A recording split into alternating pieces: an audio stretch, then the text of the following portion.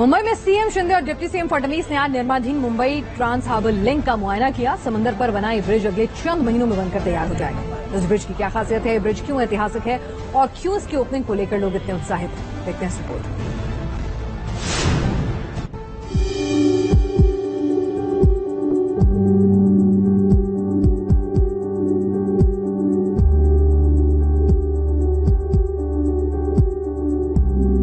समंदर पर सबसे लंबा पुल,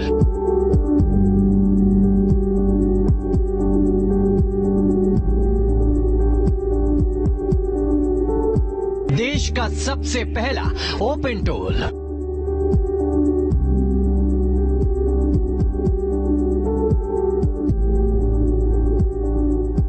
एक बार में चलेंगी 70,000 गाड़ियां।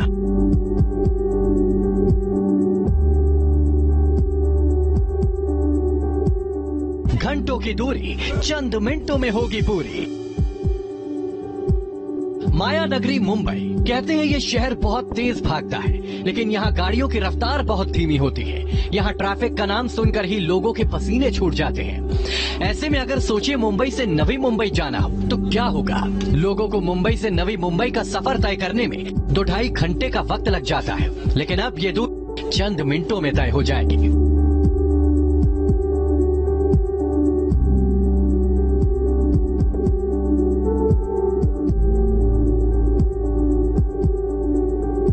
समंदर की लहरों के ऊपर नजर आ रहा ये पुल देश का सबसे लंबा समुद्री पुल है। ये मुंबई से नवी मुंबई को जोड़ता है और इस ब्रिज का काम लगभग पूरा हो चुका है। इसका नाम है मुंबई ट्रांस हार्बर लिंक। इसकी लंबाई 22 किलोमीटर है। इस ब्रिज पर 6 लेन सड़क होगी। रोजाना 70,000 वाहन इससे गुजर पाएंगे। इस पर टॉप स्पीड होगी 100 किलोमीटर प्रति घंटा। इंजीनियरिंग का करिश्मा ही है कि इस ट्रांसलिंक ब्रिज का काम करीब करीब पूरा हो चुका है और जल्द ही इस पर फर्राटेदार स्पीड में गाड़ियां भी गुजरने वाली हैं। देश का सबसे बड़ा समुद्री रास्ता बनकर तैयार हो रहा है। इस साल के नवंबर दिसंबर में राज्य सरकार की कोशिश है कि इस समुद्री रास्ते को तैयार कर लिया जाए, जिसके बाद मुंबई से नवी मुंबई तलोजा तक की दूरी करीब 3 घंटे कम हो जाएगी। इस रास्ते की खास बात यह है कि 22 किलोमीटर ये ट्रांस हार्बर सी लिंक है, जो करीब 16.5 किलोमीटर समंदर के भीतर है और उसके अलावा जमीन पर है। जिस तरीके की तस्वीरें आप देख रहे हैं, इससे आप अंदाजा लगा सकते हैं किस तरीके से यहाँ पर कई सारे इंटरकनेक्टेड रोड्स दिए गए हैं ताकि ट्रांस हार्बर सी लिंक को कनेक्ट हो सके। इस ब्रिज की सबसे खास बात यह होगी कि अभी मुंबई से नवी मुंबई का जो रास्ता 2-2.5 घंटों में तय होता है, वो इस ब्रिज के जरिए 10 से 15 मिनट में पूरा हो जाएगा।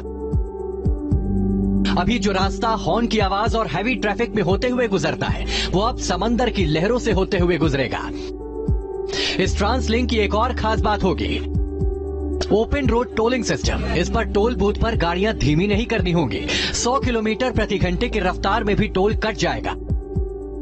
इस ट्रांसलिंक का सबसे बड़ा फायदा ये होगा कि इसके जरिए आर्थिक राजधानी की अर्थव्यवस्था को काफी बूस्ट मिलेगा, क्योंकि इसके जरिए आवाजाही काफी आसान हो जाएगी। माल की ढुलाई में भी काफी तेजी आएगी। ट्रांसलिंक का नाम 95% पूरा हो चुका है। दिसंबर 2023 तक इसका उद्घाटन हो जाएगा। नवंबर 2017 में इस परियोजना का अनुबंध किया गया। अप्रैल 2018 में इसकी शुरुआत हुई।